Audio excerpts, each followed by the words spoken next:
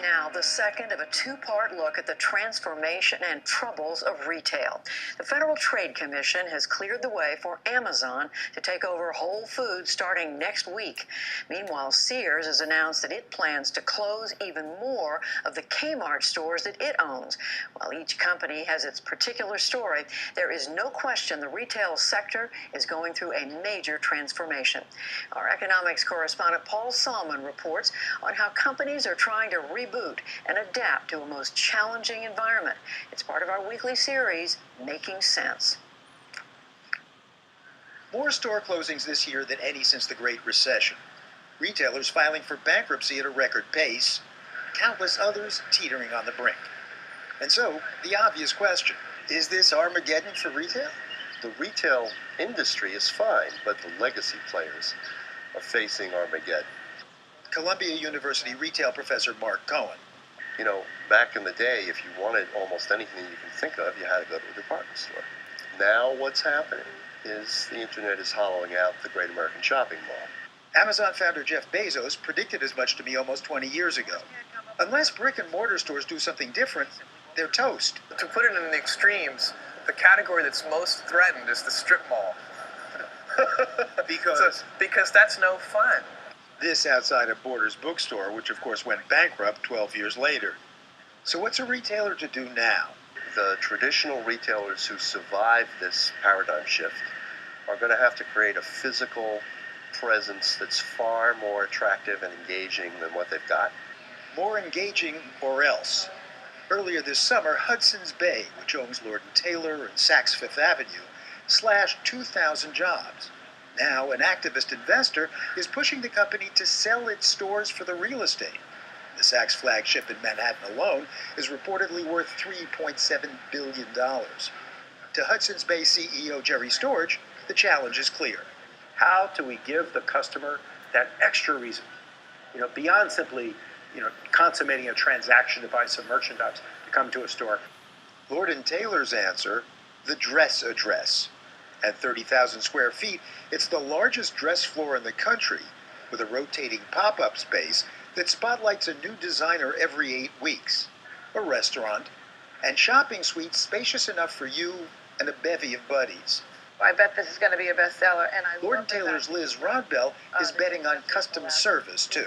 We have a concierge on the floor that will help connect you with a stylist immediately to really put you together to look terrific. Lord & Taylor is also testing lifestyle shops curated by makeup maven Bobby Brown. At Saks Fifth Avenue, they're selling health and fitness. Think of it as an amusement park for an adult, a reason to come to experience something new and different. Hudson's Bay CEO Storch met us at the Wellery. You can buy stuff here, or get a manicure, practice your golf swing, work out, sample dry salt therapy to improve lung function. Saks' president Mark Metrick. I think when people leave this area and leave this floor and actually leave the store after visiting here, I want them to think, wow, that's not the Saks that I thought. When they bump into somebody, when they see someone a few weeks later and somebody says, oh, what's going on in those department stores? Somebody can say, wow, have you been to Saks lately? And there's a lot going on. So that's the goal. We don't think retail's dead. We think mediocre retail is dead. Dave Gilboa is co-founder of eyewear monger Warby Parker, an e-retail success story. His answer to Armageddon is to combine online with brick and mortar. We just want to give customers options. We like to say that we're experience-focused but medium-agnostic. The online retailer had been in business 3 years when it opened its first store. We found that there's still a lot of demand for people walking into physical stores. So Warby Parker has opened 55 stores, with plans to add 25 more this year. There are certain customers that probably will never feel comfortable buying glasses online. There are other customers that even if we open up a store right next to their house, they prefer the experience of ordering online. Yes, e-commerce grew 16% last year, but most purchases are still made in person, and Warby Parker wants a piece of that action. So its stores have photo booths for trying on glasses and sharing photos of them with friends. Not feeling the specs? You can buy or just read books here too. And Gilboa says the company uses data it collects online to offer personalized service in its stores. If you bought a pair of sunglasses or prescription glasses from us online and you walk into our store, any of our retail advisors can pull up your customer record, they can see your preferences. You can even go on your phone or on our website and create a list of favorites and then come into our store and one of our advisors can help you find those frames. Indeed, more and more e-commerce players are merging technology with physical retail. Case in point, Amazon's recent ventures in grocery stores. We call it Just Walk Out technology. And actual bookstores, where your Amazon Prime account gets you an automatic discount. Meanwhile, other retailers are reconceiving the store entirely. Story in Manhattan's Chelsea district creates retail narratives, themes that change every 3 to 8 weeks, like a magazine. The theme when we visited was Fresh Story. Founder Rachel Sheckman's 37th completely different narrative. If a magazine tells stories by writing articles and taking pictures, we tell stories through merchandise and events, and then magazines have advertisers and we have sponsors. The sponsor of Fresh Story? Jet.com, an e-commerce upstart bought by Walmart that ventured into grocery delivery last year. We created a wall out of Jet boxes since we're telling a story about them shipping fresh groceries. And so this is Stasher, and it's a storage bag that's, plastic free and reusable. We're really using merchandise as a narrative storytelling tool. Story has 2 revenue streams. Sponsors like Jet.com pay to promote. In this case, fresh produce and their delivery of it. Would you like a banana to eat? I would. I haven't had my banana today yet, actually. The other revenue stream, sales, here of fresh food-themed merchandise. That's a flask. A banana hip flask. Yeah.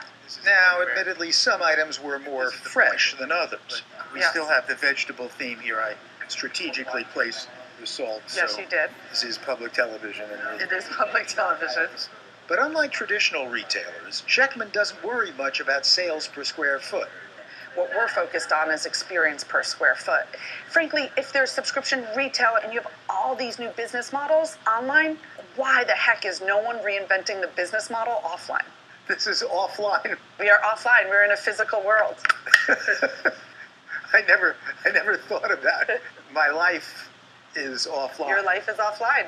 Sheckman believes retailers must pay more attention to offline experience, because that's what a lot of human beings still want. To that end, every story has themed events, classes, workshops, panel discussions. And at Fresh Story, fresh baked cookies. Someone doesn't need to just go to a store to buy something, right? So here, you can maybe taste something, you can learn something, you can do something with a friend. And so it's not just commerce, it's content and community. That's also true at Warby Parker, says Gilboa. Humans are social animals and are always going to value face-to-face interactions, and so I don't think that's going away. It's a view shared by the CEO of stores like Lord & Taylor, Saks, and others. There will always be physical stores. Until they invent the transporter, like on Star Trek, there'll be a reason for stores, because it's still the only way that you could touch merchandise instantly, feel it, try it on. Very nice. Or for that matter, eat it. I'm breaking my diet for you. I'm breaking my diet for you. For the PBS NewsHour, this is ever-expansive economics correspondent Paul Salman, reporting from New York.